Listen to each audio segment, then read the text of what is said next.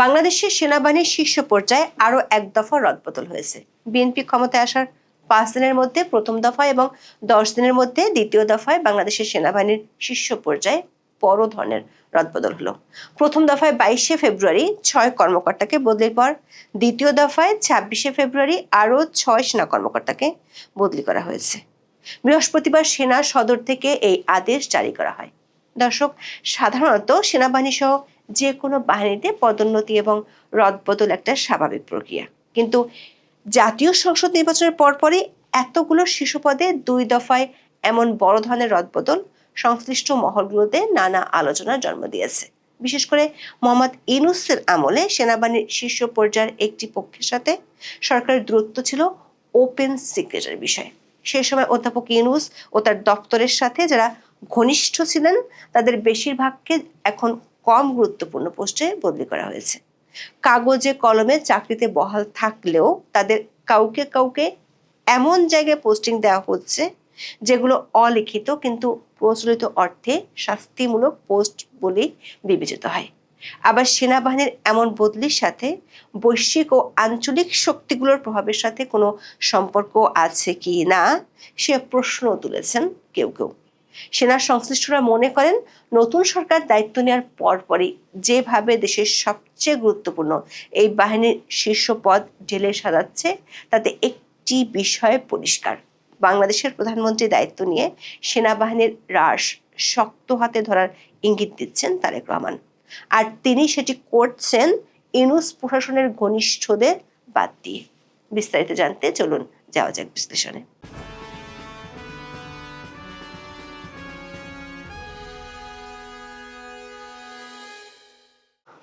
বাংলাদেশ সেনাবাহিনীর প্রশাসনিক ও নীতি নির্ধারণী পর্যায়ে সেনাপ্রধান বা চিফ অব আর্মি স্টাফ বা CAS হলেন সেনাবাহিনীর সর্বোচ্চ অধিনায়ক।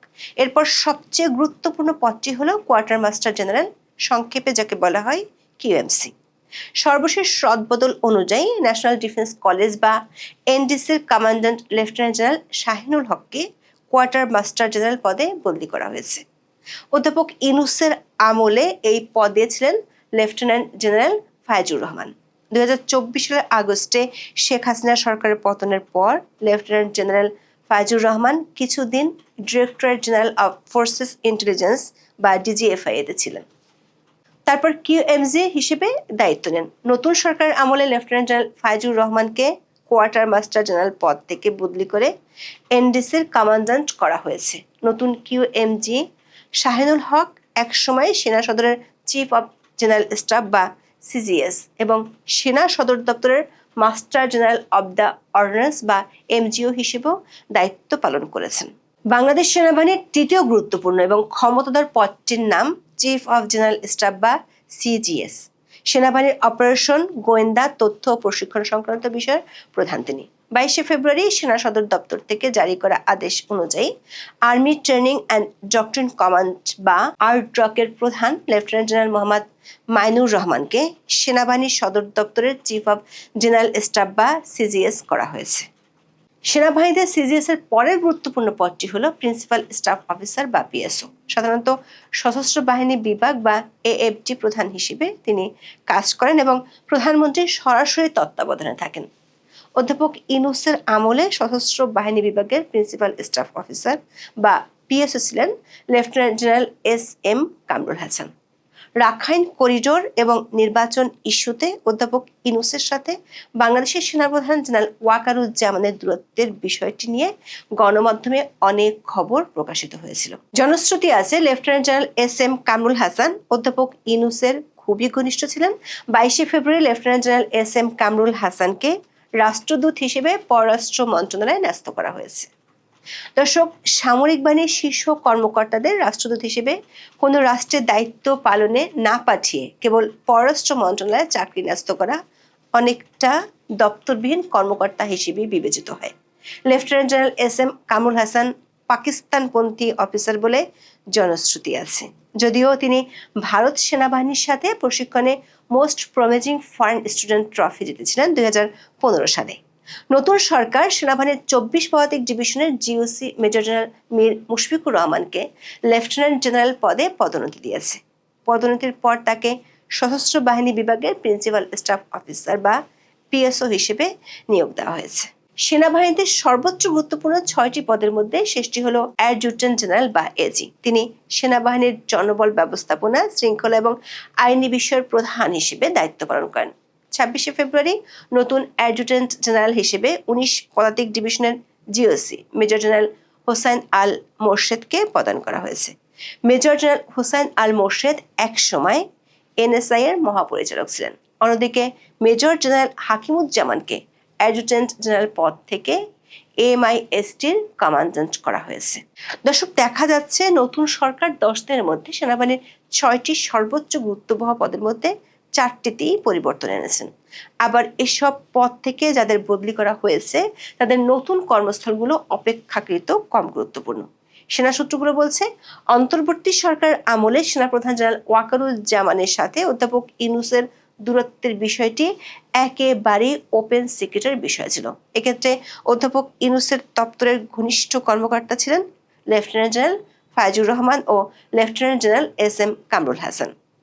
এবার তাদেরকে সরিয়ে যাদের দায়িত্ব দেওয়া হয়েছে তারা জেনারেল ওয়াকারুজ্জামানের খুব ঘনিষ্ঠ হিসেবে সেনাবাহিনীতে জনশ্রুতি আছে। সদ্য পদোন্নতি প্রাপ্ত লেফটেন্যান্ট জেনারেল মীর মুশফিকুর রহমান 2024 সালের 5ই আগস্ট সরকারের পতনের পর জেনারেল ওয়াকারুজ্জামানের নিরাপত্তার জন্য বেশ ভূমিকা রেখেছিলেন।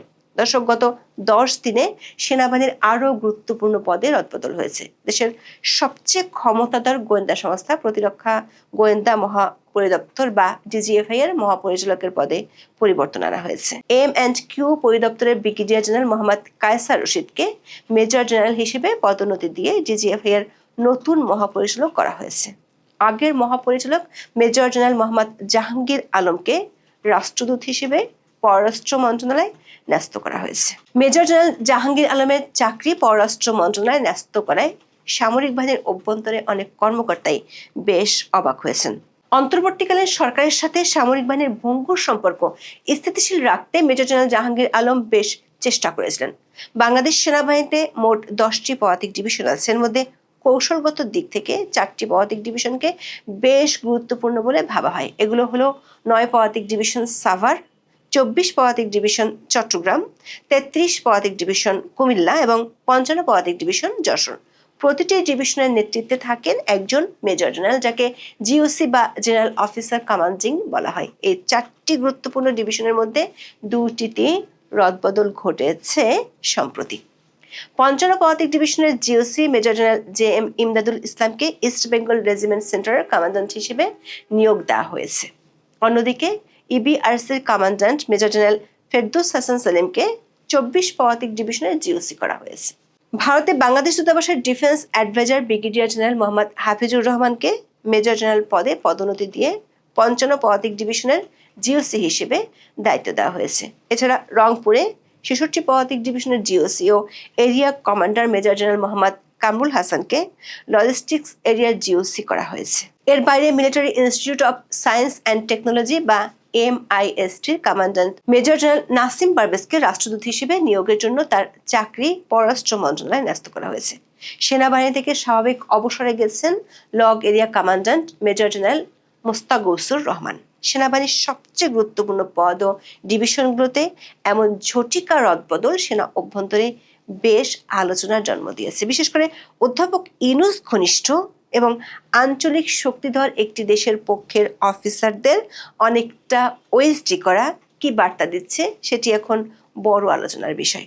সেনাবাহিনীর একটি সূত্র বলছে, শিগগিরই সেনাবাহিনীতে আরও কিছু রদবদল হতে পারে। এখন এ পর্যন্ত। সবাই ভালো থাকুন, সুস্থ থাকুন, নিরাপদে থাকুন। দেখা হবে আগামী পর্বে।